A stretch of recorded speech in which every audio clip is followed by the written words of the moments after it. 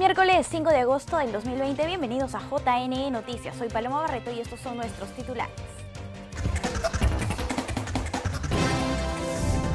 Comisión de Constitución del Congreso aprueba que partidos decidirán la lista de candidatos para elecciones generales 2021. Vuelve a las pantallas de JNE TV el programa Cuestión de Código. JNE resalta importancia de elecciones transparentes de cara al bicentenario.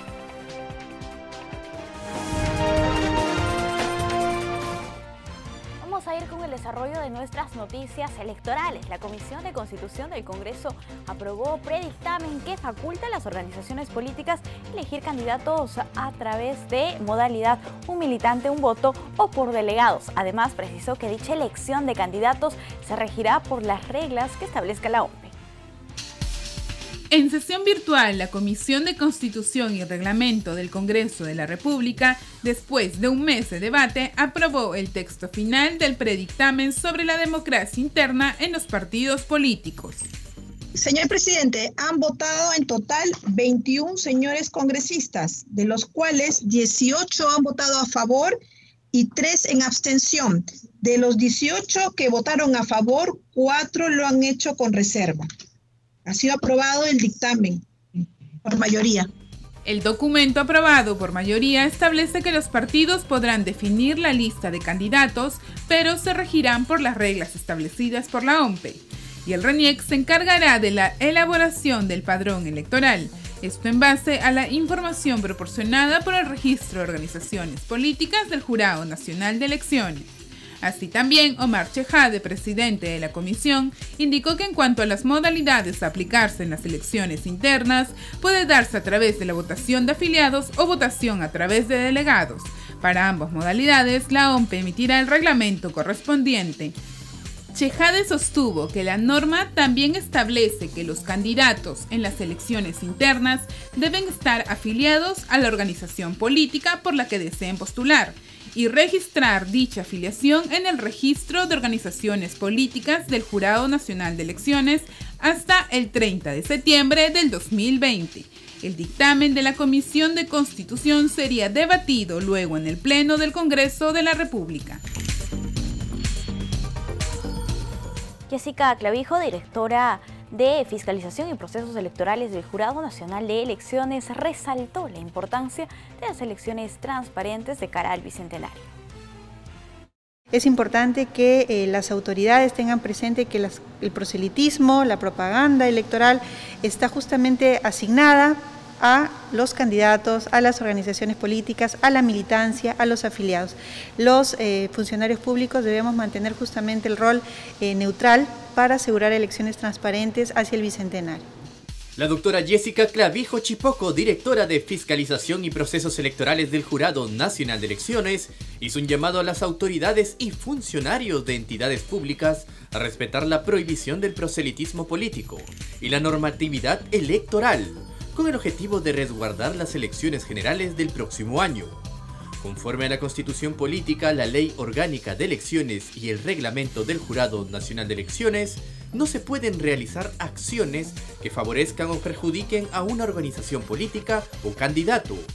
No se debe hacer proselitismo favoreciendo justamente el uso de recursos públicos, el personal que tienen a su cargo, el nivel de injerencia que tienen sobre la población para poder favorecer candidaturas, organizaciones políticas, campañas electorales. Asimismo, reiteró la prohibición de la publicidad estatal durante el periodo electoral correspondiente. De no cumplir con lo señalado, llamó a denunciar el caso. La primera instancia la viene desarrollando la Dirección Central de Gestión Institucional, conforme lo prevé el reglamento, porque lo que se debe asegurar siempre es la doble instancia. La primera instancia sería la Dirección Central y la segunda instancia el Jurado Nacional de Elecciones. Esto va a variar cuando próximamente se vayan instalando de manera progresiva los jurados electorales especiales a nivel nacional. El programa Cuestión de Código vuelve desde este jueves a las 10 de la mañana por el canal JNE TV. El espacio busca contribuir en el debate sobre los aportes del anteproyecto del Código Electoral promovido por el Jurado Nacional de Elecciones. Veamos. El programa de debate Cuestión de Código vuelve a transmitirse en JNTV desde esta semana y todos los jueves a las 10 de la mañana y contará con la más amplia información sobre temas electorales propuestos por el Jurado Nacional de Elecciones en el anteproyecto del Código Electoral. Cuestión de Código es conducido por Jessica Clavijo, directora nacional de Fiscalización y Procesos Electorales del JNE, quien en compañía de 2 especialistas en temas electorales abordarán los mismos desde una perspectiva histórica y comparada.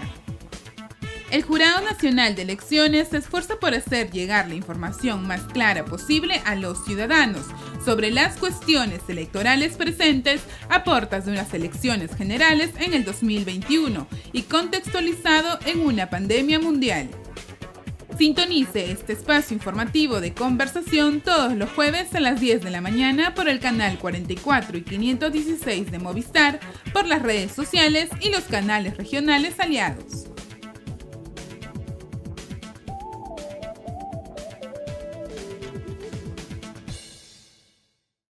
El concurso Premio Nacional sobre Democracia Digital 2020 presentó a los miembros del jurado que se encargará de calificar y elegir al ganador de este importante certamen tecnológico. Connotados analistas y profesionales en tecnología digital y comunicaciones de asociaciones civiles por la democracia forman parte del jurado que otorgará el Premio Democracia Digital 2020 promovido por la Organización Democracia y Desarrollo Internacional. En ese selecto grupo de profesionales se cuenta con Maritza Agüero, directora del Centro para la Gobernanza de Internet de la Universidad San Martín de Porres, Patricia Vargas León, investigadora de Information Society Project Yale Law School, Percy Medina, jefe de la misión en el Perú de IDEA Internacional. Asimismo, está Charles Miro Quesada, jefe de Artes Visuales de la Gerencia Cultural del IGNA, Cristian Norcon, gerente de Asuntos Públicos de Uber, Juan Rivadeneira, director de Asuntos Regulatorios de Claro, y José Andrés Becerra, General Manager de Lenovo en Perú, Bolivia, Ecuador, Paraguay y Uruguay. Este jurado de expertos evaluará las propuestas presentadas y elegirá a los ganadores de acuerdo a las categorías estipuladas tras revisar todas las iniciativas registradas y en cumplimiento a las bases del concurso, el cual cerró sus inscripciones el 31 de julio y se prepara para esta segunda fase. Los ganadores recibirán una laptop y un smartphone de última tecnología. Asimismo, podrán exponer sus iniciativas en el 6º Encuentro Nacional de Democracia Digital. Cambiando el tono de la información, les comentamos que luego de que el Congreso negara la confianza al gabinete de Pedro Cateriano, la Asociación Civil Transparencia se pronunció al respecto e indicó que eso solo aumenta la crisis en el país. La Asociación Civil Transparencia manifestó a través de un pronunciamiento que la decisión del Congreso de negar la confianza al gabinete ministerial encabezado por Pedro Cateriano agrega una crisis política a la crisis sanitaria y económica del país. Bajo esa premisa, hizo un llamado al Poder Ejecutivo y al Parlamento a resolver con prontitud esta crisis y concentrar los esfuerzos en enfrentar la situación sanitaria y económica. Finalmente, indicó que la ciudadanía espera de sus autoridades y representantes una actuación responsable, ética, de diálogo, atenta a sus preocupaciones frente a la emergencia y capaz de adoptar acuerdos mínimos.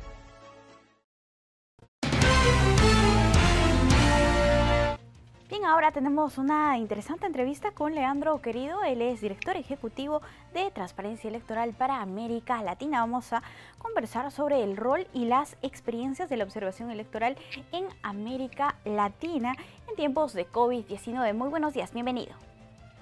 Hola, muy buenos días, gracias por llamarme. Bien, ¿podría comentarnos, por favor, cuál es el impacto de la pandemia en la democracia de los países actualmente, sobre todo en el marco de Latinoamérica? Bueno, ha sido un impacto muy duro en la vida en general y en los procesos electorales en particular. Muchas elecciones se han suspendido, otras se han reprogramado. Las que se hicieron en un marco de excepcionalidad, con nuevas perspectivas, como por ejemplo todo lo que tiene que ver con los aspectos de cuidado sanitario. Y bueno, y en este contexto las autoridades electorales trabajan en una situación de profundo estrés institucional, porque las tensiones políticas se acrecientan, la tensión política crece, los actores políticos entran en tensión, producto de la desconfianza que hay en algunos países, de los cambios de fechas, como les comentaba, de los cambios en el cronograma electoral. Esto genera tensiones y bueno, y esas tensiones generalmente las recibe, ¿no?, la autoridad electoral, que generalmente ya trabaja en un contexto de estrés institucional, pero ahora con el tema de la era COVID-19, todo esto se profundiza. Y en algunos casos hemos advertido que se han dado algunos giros autoritarios, ¿no? En la región, en el marco de la era COVID-19, hay algunos países con poco apego democrático que han aprovechado esta situación de desconcierto para llevar adelante algún que otro giro autoritario, ¿no? Esto ha concitado la preocupación de muchos organismos internacionales, de muchos organismos regionales y también de la sociedad civil de América Latina. Nosotros, como organización de sociedad civil que entienden procesos electorales, nos preocupa que en estos contextos se refuerce a veces la posibilidad de eliminar la competitividad electoral, que ya es delicada o inestable en algunos países de la región. Entonces no deja de ser un escenario muy preocupante. Claro, como usted lo mencionaba, en algunos países han decidido postergar las elecciones. ¿Cuál es la afectación democrática de postergar una elección, una fiesta electoral? Bueno, son muchas, ¿no? En general lo que hacen es generar, valga la redundancia, incertidumbre en los electores, pero en realidad ya hay una situación de incertidumbre previa de los ciudadanos que tiene que ver con su salud, ¿no? Digo, hay mucha angustia, mucha incertidumbre en todos los países de la región, producto de esta pandemia, y es lógico que, bueno, afecte también los procesos electorales. ¿Qué dice, por ejemplo, la Organización de los Estados Americanos, que recientemente elaboró una guía para actuar en contextos de este tipo, ¿no?, en contextos pandémicos, una guía democrática? Dice que todos los cambios que se lleven adelante en materia de cambios en el cronograma electoral se deben hacer en un marco de contexto, en un marco de consenso y de diálogo entre los actores políticos. Es muy importante que estas decisiones tan trascendentales se asuman en un contexto de consenso, ¿no? Y me parece que en ese sentido la autoridad electoral tiene un rol trascendente porque es la que reúne justamente a los partidos políticos que compiten, a los candidatos, a la sociedad civil, y los debe reunir en una gran mesa en donde, se puedan tomar las decisiones de manera democrática y participativa, ¿no? Esa es la gran preocupación. Lamentablemente, la institucionalidad democrática de América Latina es débil, en algunos países aún es más débil que en otros, y entonces notamos que hay situaciones de mucha preocupación, como,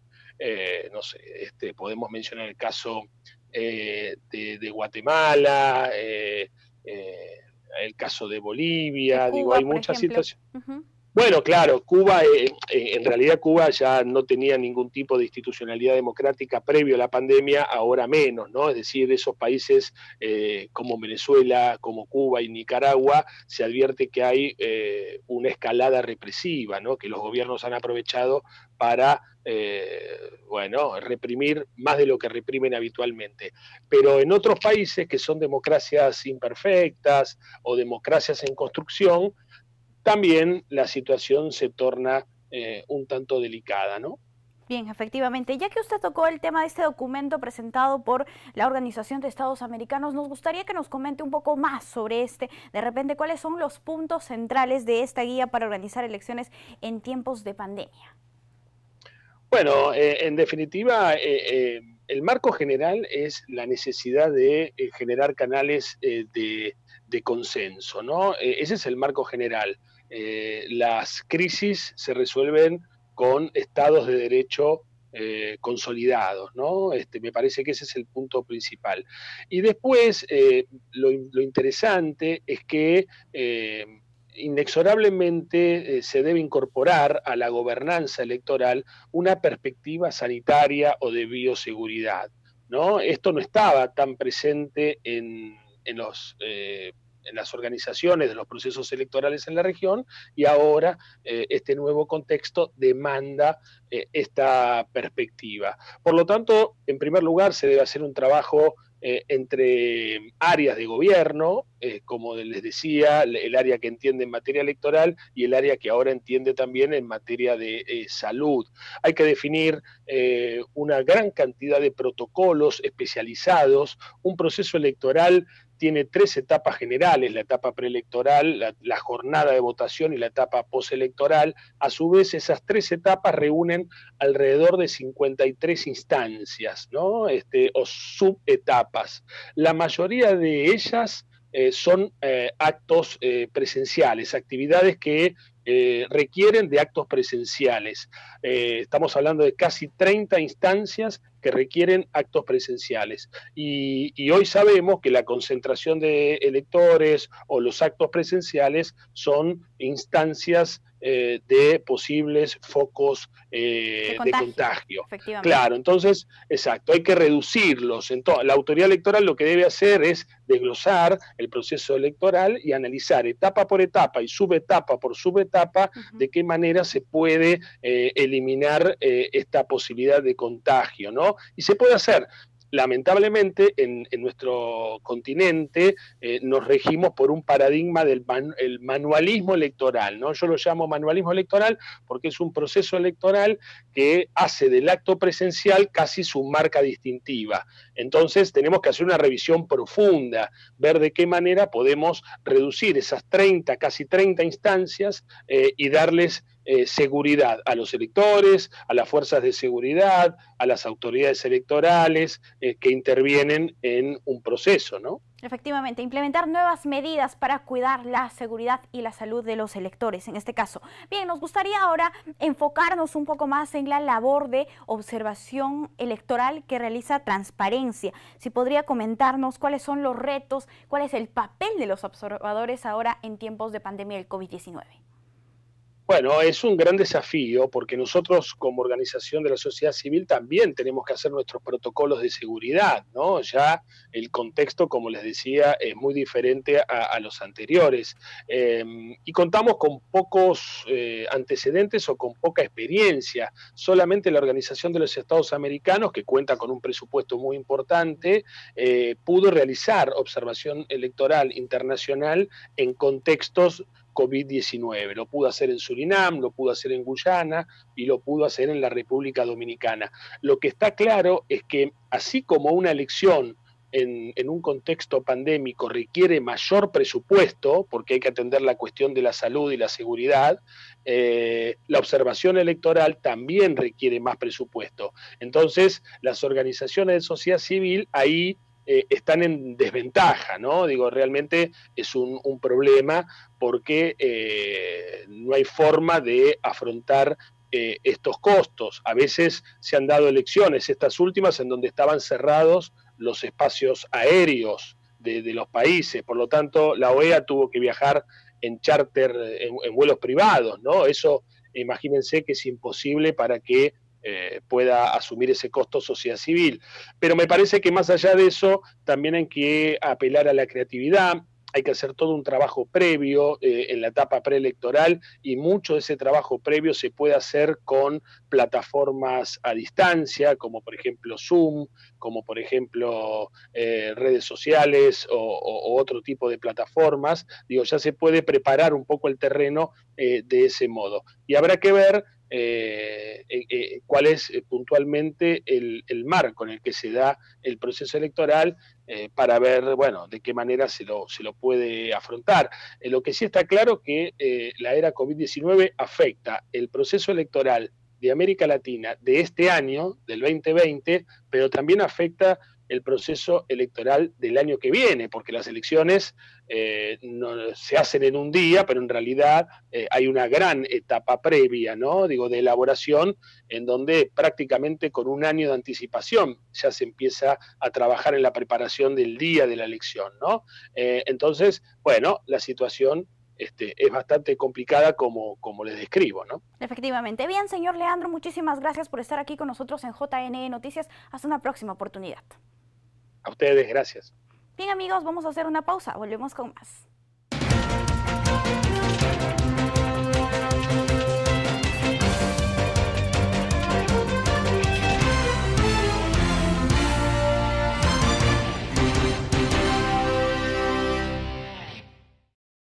En su mensaje a la Nación, el presidente Martín Vizcarra aceptó la decisión del Congreso de la República y anunció la conformación de un nuevo gabinete en el plazo que determina la ley.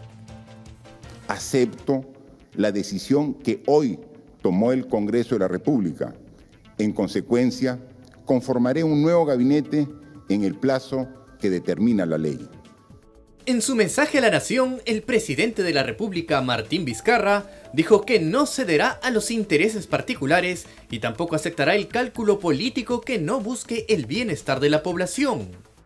Los acomodos bajo intereses particulares no nos harán retroceder.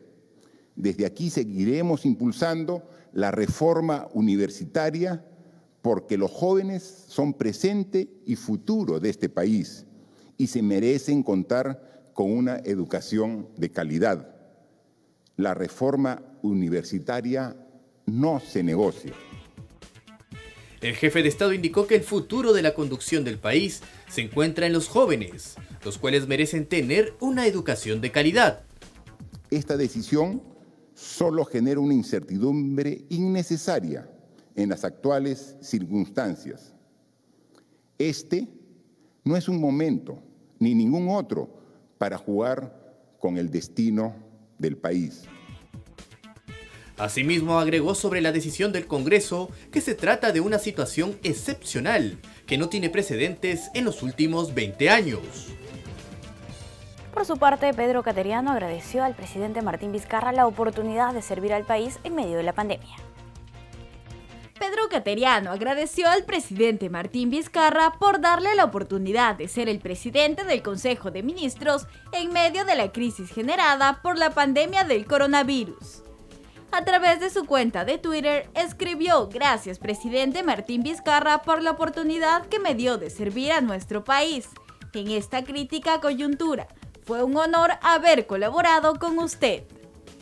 Previamente, en un pronunciamiento, el mandatario agradeció a Cateriano Bellido por los servicios prestados al país y dijo sentirse apenado que el Congreso haya negado la confianza a un gabinete formado hace menos de un mes. El Pleno del Congreso decidió no otorgar el voto de confianza al gabinete encabezado por Pedro Cateriano. Es la primera vez en los últimos 20 años que un parlamento le niega el voto de investidura a un gabinete ministerial. El ex jefe de la Oficina Nacional de Procesos Electorales, Fernando Tuesta Soldevilla, cuestionó la decisión del Congreso de negar el voto de confianza a Cateriano. La negación del voto de confianza al recién formado gabinete por parte del Congreso de la República no tiene precedentes, dijo Fernando Tuesta Soldevilla, ex jefe de la Oficina Nacional de Procesos Electorales. El titular del ente electoral criticó la decisión del Parlamento, la cual se consolidó con 37 votos a favor, 54 en contra y 34 abstenciones. En este contexto, el jefe de Estado Martín Vizcarra deberá nombrar a un nuevo presidente del Consejo de Ministros para que nuevamente solicite el voto de confianza. Cualquier gabinete tiene escasos márgenes de maniobra en medio de la pandemia y la proximidad de una elección, indicó Tuesta Soldevilla. Debido a que se mantiene la cuarentena focalizada en distintas provincias, el RENIEC habilitó una línea telefónica y un correo electrónico a fin de absolver las dudas de los usuarios. El Registro Nacional de Identificación y Estado Civil puso en funcionamiento una línea telefónica y un correo electrónico para atender consultas procedentes de ciudadanos que residen en los departamentos de Cusco, Apurímac y Madre de Dios. En tal sentido, los pobladores de dichas jurisdicciones podrán llamar a los números 315-2700 y 315-4000, anexo 2960, desde las 7:45 de la mañana hasta las 5:45 de la tarde. Así como escribir a la dirección electrónica consultasregiocusco@reniec.gov.pe, en donde se absolverá las dudas de los usuarios. Los locales del RENIEC ubicados en los departamentos mencionados aún no reabrirán sus puertas debido a que el Decreto Supremo número 135-2020-PSM, emitido el 31 de julio pasado, mantiene la cuarentena focalizada en las provincias de Cusco, La Convención, Abancay y Tambopata.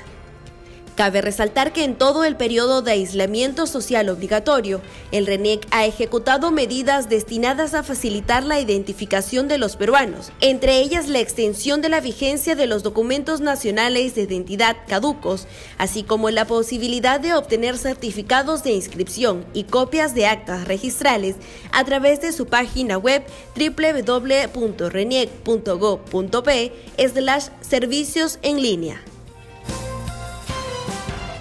El Ministerio de Desarrollo e Inclusión Social reanuda labores de campo del programa Juntos. La nueva normalidad ha obligado a todos a reinventarse y los programas sociales de apoyo a las familias pobres del país no podían quedarse atrás. El Programa Nacional Juntos ha respondido al reto planteado por la emergencia nacional y ha rediseñado su proceso de acompañamiento familiar.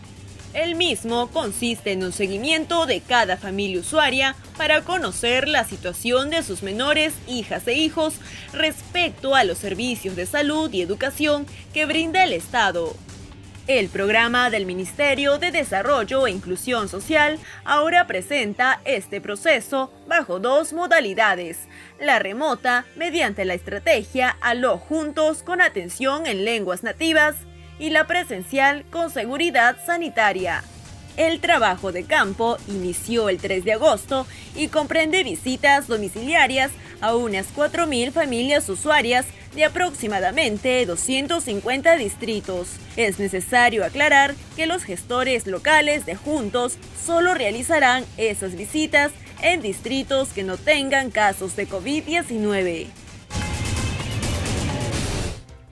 El Ministerio de Salud comunicó que cerca de 3.000 profesionales de la salud reforzarán atención en zonas afectadas por heladas y friaje. Veamos.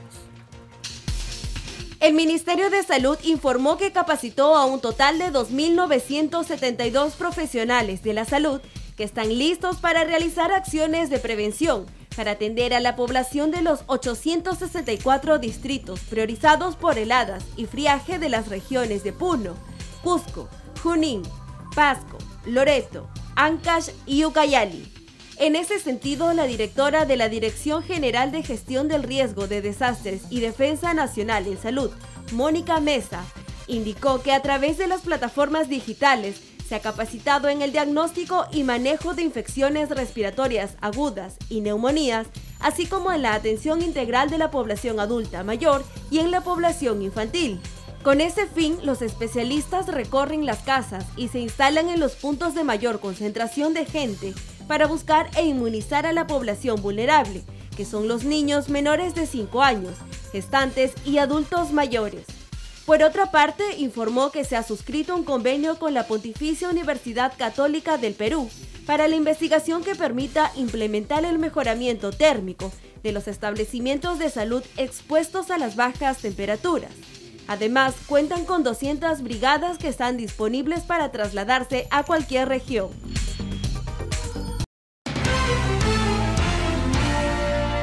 En JN Noticias es momento de hacer un análisis sobre la suspensión y vacancia de autoridades regionales y locales. Por tal razón, nos encontramos conectados con el doctor Marco Tulio Gutiérrez. ¿Cómo está? Muy buenos días, muchas gracias por aceptar la invitación aquí.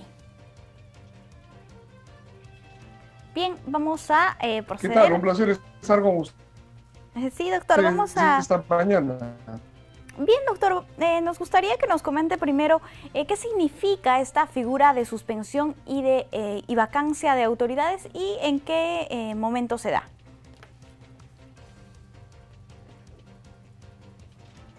Bien, en realidad se trata de dos figuras distintas distintas. La suspensión es simplemente un apartamiento de carácter temporal del ejercicio de la función para la que uno ha sido elegido, en tanto que la vacancia significa el apartamiento definitivo, es decir, la situación a través de la cual uno ya deja de ejercer la función porque se presenta una de las causales que la Ley Orgánica de Municipalidades ha establecido para llegar a ese castigo, que es ese castigo administrativo y jurisdiccional. Administrativo primero, porque es el Consejo Municipal el que resuelve, y jurisdiccional, porque es luego el Jurado Nacional ya definitivamente de la función pública a alguien pues que ha cometido un hecho grave, ¿no? Bien, efectivamente, tenemos un reporte reciente de la Central de Operaciones del Proceso Electoral en el que se indican que aproximadamente 83 autoridades a nivel regional, provincial y distrital han sido vacadas. Si podemos analizar este escenario, por favor.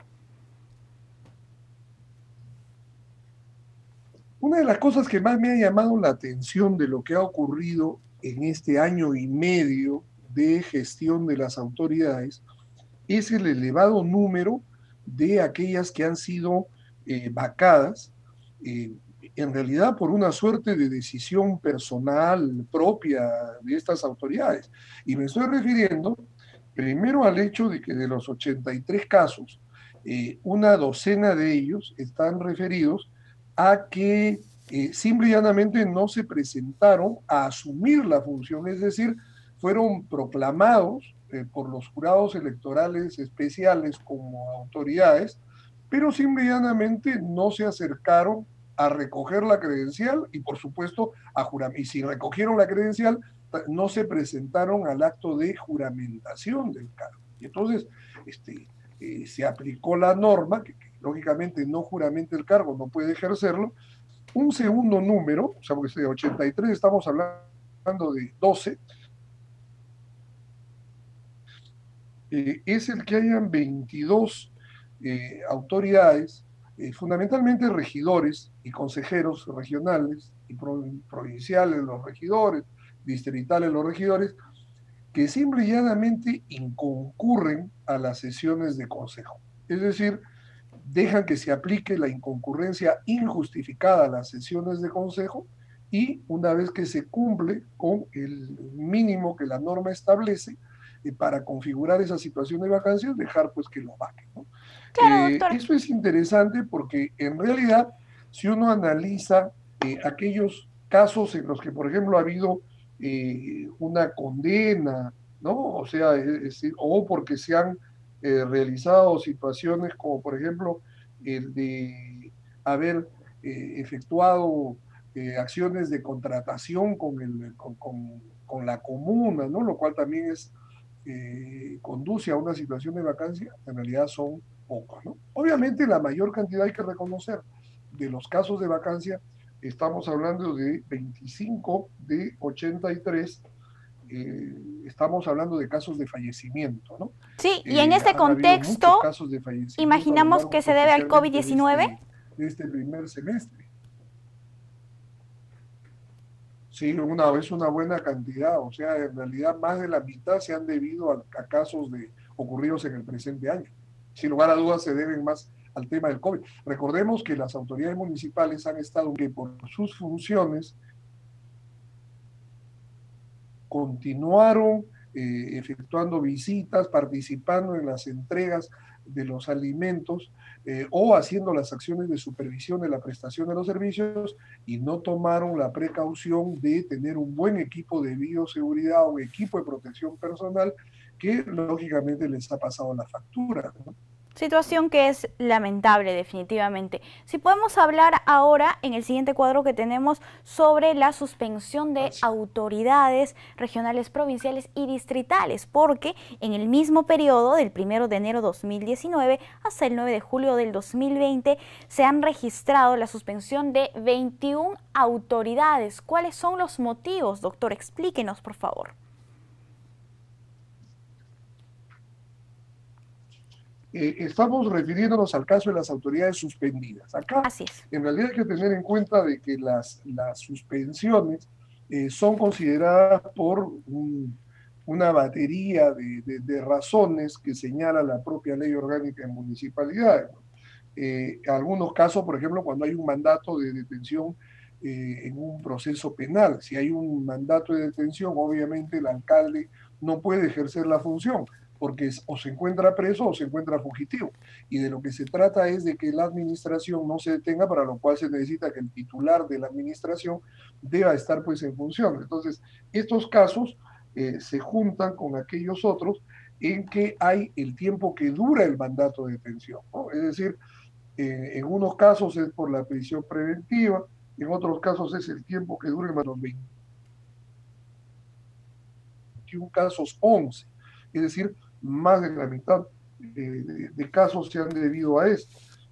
Hay otro que es un caso ya, la sentencia judicial condenatoria, que se presentan 7 casos, o sea, una tercera parte de estos casos ha quedado tal cual, que están pendientes de resolver porque hay un recurso de casación de pronto que se haya elevado a la Corte. Los mandatos de detención preventiva, que como todos sabemos todavía no hay proceso, sino está el fiscal investigando y el fiscal ordena la prisión preventiva, que haya una condena. O sea, una condena, pero que todavía no ha quedado firme. Como no ha quedado firme, es decir, todavía está discutiéndose de pronto en la Corte Suprema un recurso de casación, no se procede a la vacancia, sino se procede solamente a la suspensión de los casos. Lo curioso es que no han habido muchos en esta oportunidad, muchos sancionados por falta grave que se hubiera cometido conforme a lo que el reglamento interno del Consejo. Esta es una figura bien interesante que, sin embargo, debemos tener en cuenta que yo me atrevería a decir que la mayor parte de los casos no llegó a buen puerto el tema de la suspensión por falta grave, no porque la falta o el hecho censurable socialmente, políticamente se hubiera cometido, sino porque se presentó cualquiera de estas dos situaciones. La primera, que lo que se imputó como falta grave no estaba considerada en el reglamento interno. Debemos recordar que el reglamento interno debe considerar expresamente cuáles son las faltas graves que dan lugar a que uno sea suspendido. Entonces, en la medida en que sí, por ejemplo, el alcalde interrumpió abruptamente la sesión del Consejo Municipal, lo cual es censurable políticamente porque demuestra algo de intolerancia, falta de respeto a las normas de la democracia, pero el reglamento no lo considera como una falta grave, se olvidaron de registrarlo como una falta grave, simplemente pues no hay falta grave y no hay sanción. Pero el otro caso, o sea, junto con este que no se consideró la infracción dentro del reglamento, es uno que se presenta reiteradamente. Es el problema de que los reglamentos internos no han sido publicados íntegramente en el diario que corresponda, ¿no? En el caso de Lima y Callao, en el diario El Peruano, y en las demás circunscripciones del país, en el diario en donde se publican los avisos judiciales. Se han hecho, en algunos casos, publicaciones incompletas, es decir, se publicó la ordenanza que aprueba el reglamento interno, pero simple y llanamente el reglamento interno en cuanto a su texto no fue publicado. Y de acuerdo a fallos del Tribunal Constitucional, en estos casos ni siquiera es inconstitucional la ordenanza no publicada. El Jurado Nacional de Elecciones ha establecido que ni siquiera puede ser calificada inconstitucional lo que no existe. No tiene validez, efectivamente. Puesto que en la medida en que no se publicó, no tiene validez. Listo. Y entonces puede ser un hecho gravísimo, como repito, moralmente, políticamente, pero no hay forma de sancionar porque no se publicó doctor, adecuadamente el reglamento interno. Doctor, para precisar, por favor, ¿qué es lo que sigue tras una suspensión o vacancia de autoridad? ¿Quién asume el cargo?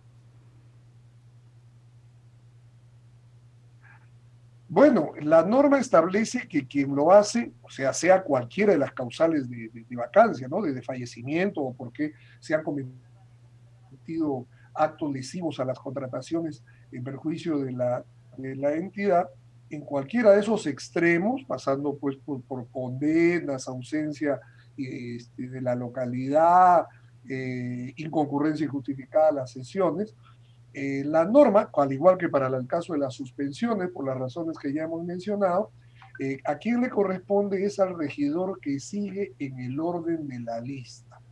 Vamos a poner un caso. Por ejemplo, se ha producido el regidor. Ese caso todavía no está considerado acá. Así es. Bien, doctor, muchísimas gracias por toda la información, clarísimo, sobre el tema de suspensión y vacancia de autoridades. Vamos a hacer una pausa, volvemos.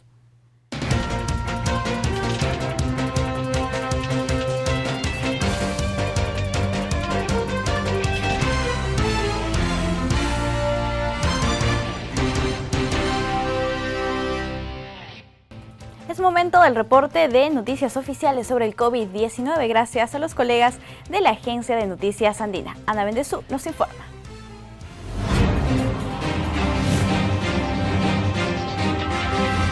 Bienvenidos desde la Agencia de Noticias Andina. Esta es la información oficial sobre el coronavirus y el estado de emergencia en nuestro país. El Ministerio de Vivienda, Construcción y Saneamiento autorizó la transferencia financiera a favor de 5 empresas prestadoras de servicios de saneamiento destinada al financiamiento de la supervisión de proyectos de inversión en el sector. El Ministerio de Salud vacunará a la población vulnerable de los centros penitenciarios de todo el país en trabajo articulado con el INPE.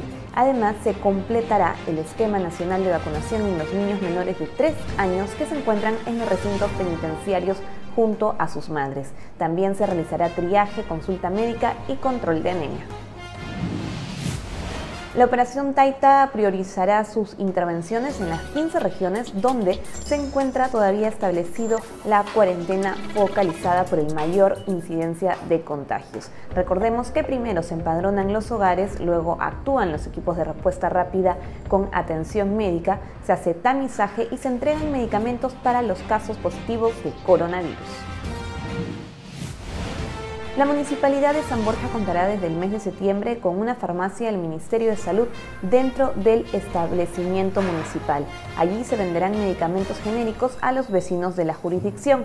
El acuerdo se logró entre el municipio de San Borja y la DIRIS de Lima Centro. La temperatura en la Sierra Centro continuará descendiendo el jueves y viernes de esta semana y alcanzará los 8 grados bajo cero en las localidades de más de 3.800 metros sobre el nivel del mar. El Senami alertó a 74 provincias de los departamentos de Ancash, Apurímac, Ayacucho, Huancavelica, Huánuco, Junín, Ica, Lima y Pasco.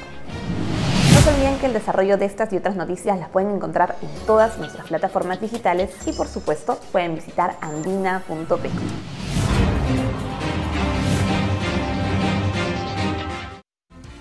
Tenemos un enlace con Huaraz, nuestro colaborador Juan Remigio, quien nos reporta sobre una noble acción de sacerdotes franciscanos en estos tiempos de crisis. Adelante, Remigio. Desde Huaraz, para el canal del Jurado Nacional de Elecciones, informamos. Dicen que la congregación franciscanos de los Padres Descalzos a nivel mundial siempre han apoyado al más humilde. Inclusive cuando se dio una peste mundial, ellos recorrían casa por casa ayudando a los enfermos. Ahora el milagro se da en la ciudad de Huaraz. Dan de comer a 100 personas diarias y no se sabe cómo lo realizan. Sin distinción de niños, de adultos, de jóvenes, a todo el mundo que necesita comer, le alcanzan un plato de comida. Y según uno de los sacerdotes, nos señala que el único requisito para que puedan recibir su plato de comida es tener hambre. Una política del único requisito es tener hambre, porque el que alimenta es el Señor. Hoy día ha sido un pollito con brócoli, ahí pueden ver ustedes, ¿no? Pollito deshilachado, con su arrocito, su papita, su brócoli, ¿no? Y su col. ¿no? Y con el mejor condimento, que es el corazón cristiano. Y la sonrisa de usted, padre. Bueno, a ver, de vez en cuando sonrío, ¿no? De esta manera, los franciscanos en Huaraz vienen compartiendo un plato de comida con más de 100 personas diariamente. Desde Huaraz, para el canal del Jurado Nacional de Elecciones, informó Juan Remigio Aranda con las cámaras de Abel Remigio. Ahora les contamos que en Trujillo reiteran la necesidad de una planta de oxígeno medicinal para el tratamiento de pacientes con coronavirus, una obra que, según nos informa nuestro canal aliado TV Cosmos, las trabas burocráticas dilatan. A pesar que hace casi un mes el Consejo Distrital del Porvenir aprobó la implementación de una planta de oxígeno medicinal para su distrito, aún las trabas burocráticas están haciendo demorar que este proyecto se concretice, señaló el regidor Fernando Noñubero. Lo que sí es una gran preocupación es quién va a poder darle sostenibilidad a la planta. La normativa nos indica que nosotros podemos construir, pero tiene que ser en alianza o en convenio con, en este caso, la Geresa, ¿no? La Gerencia Regional de Salud, para que ellos puedan hacerse cargo y de alguna manera darle la sostenibilidad. Y bueno, ahí se están agotando las gestiones.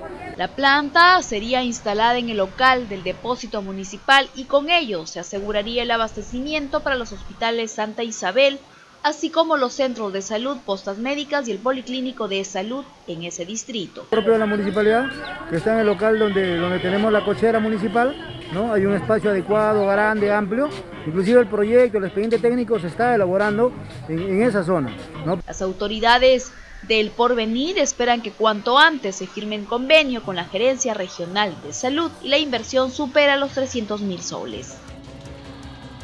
El COVID-19 ha dejado más de 20.000 muertes en el Perú, en la cual más del 85% sufrían de obesidad. Así lo informó el Ministerio de Salud. La recomendación: llevar un estilo de vida más saludable para hacer frente a esta enfermedad.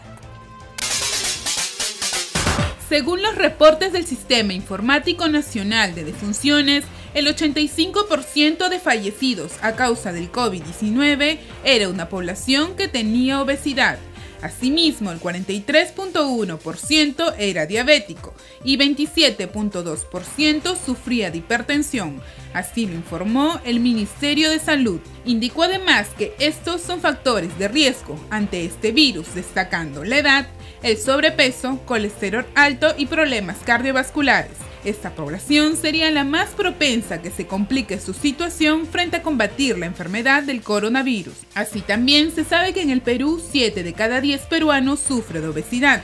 Por lo mismo, las recomendaciones a la ciudadanía es evitar el consumo de carbohidratos y azúcares, reemplazando estas por frutas, verduras y abundante agua.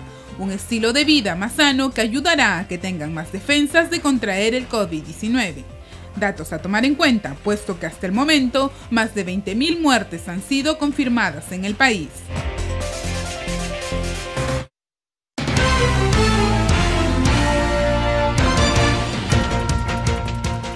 Estados Unidos, Irán y Francia ofrecieron ayuda al Líbano tras trágica explosión en el puerto de Beirut. Oh my God! Oh my God! Oh my God! Oh my God! Tras la terrible explosión en un almacén del puerto de Beirut, en la capital del Líbano, diferentes países han expresado su solidaridad. El Departamento de Estado estadounidense ha resaltado que está siguiendo de cerca las informaciones y trabajando de cerca con las autoridades del Líbano. Por su parte, el ministro de Exteriores de Irán ha resaltado que Irán está totalmente preparado para entregar ayuda de cualquier forma necesaria. A los mensajes de condolencia se ha sumado el alto representante de la Unión Europea, Josep Borrell, que ha mostrado la plena solidaridad del bloque con Líbano. El presidente de Francia, Emmanuel Macron, ha trasladado a la población libanesa su solidaridad fraternal y precisó que la ayuda y medios franceses están en camino a la zona. En esta misma línea se ha expresado el secretario general de las Naciones Unidas. Este martes comenzó la votación anticipada para las presidenciales bielorrusas, que deben concluir el próximo domingo 9 de agosto. Los ciudadanos bielorrusos comenzaron este martes a votar de manera anticipada en las elecciones presidenciales previstas para el 9 de agosto, en las que el actual presidente Alexander Lukashenko busca su sexto mandato consecutivo. En el país fueron instalados 5.767 centros electorales a los que están convocados poco más de 8 millones de electores. Se informó que hasta el día 8 los locales de votación estarán abiertos hasta las 7 de la noche. En tanto, los sectores de la oposición han denunciado que los 5 días de votación anticipada abren la puerta a un posible fraude electoral. En la jornada del martes, el presidente bielorruso presentó su mensaje anual a la nación y al parlamento. En su discurso aseguró que Rusia tiene miedo a perder al país como aliado y reconoció haber contraído y superado la COVID-19. Lukashenko, en el poder desde hace más de 25 años, compite con otros 4 candidatos por la jefatura del Estado. En Colombia, la Corte Suprema ordenó la detención domiciliaria del expresidente Álvaro Uribe. La justicia lo acusa de manipular testigos en un caso que se remonta a una discusión parlamentaria del 2012. La Corte Suprema de Justicia de Colombia ordenó la detención del expresidente Álvaro Uribe dentro del proceso que cursa en su contra por un presunto fraude procesal y manipulación de testigos. El exmandatario confirmó en sus redes sociales la detención del tribunal y manifestó que lamenta esta decisión. El caso por el que se le juzga data del 2012, cuando Uribe acusó al senador Iván Cepeda de manipular testigos en un entramado de paramilitarismo en el Congreso en su contra.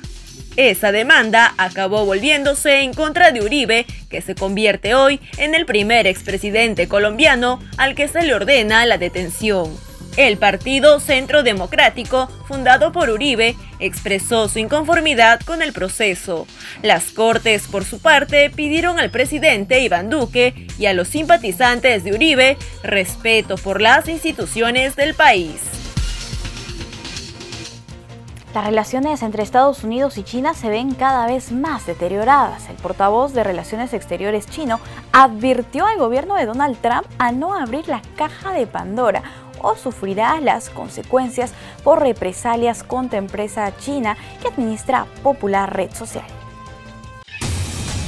La seguridad cibernética, conflictos comerciales y la crisis del coronavirus se suman a las deterioradas relaciones entre Estados Unidos y China, generando tensiones entre dos grandes potencias mundiales. La última crisis se originó tras el anuncio de Donald Trump que la aplicación de origen chino TikTok dejaría de operar en territorio estadounidense, esto por supuestas violaciones de seguridad en los usuarios. Ante ello, el portavoz exteriores chino Wang Wenbin indicó que es habitual para Estados Unidos utilizar su poder estatal para atacar violentamente a las compañías de otros países, confirmando así la mala relación de las potencias. Asimismo, advirtió que esta intromisión del gobernante Trump traería consecuencias, invocando que Estados Unidos no debería abrir la caja de Pandora. Por otro lado, el gobierno estadounidense sostiene que la aplicación creada por ByteDance pone en riesgo la seguridad nacional y la protección de datos de los americanos, acusando la intervención de China. Cabe resaltar que en medio de este conflicto, Microsoft ya entró en conversaciones con ByteDance para una posible compra de la aplicación TikTok.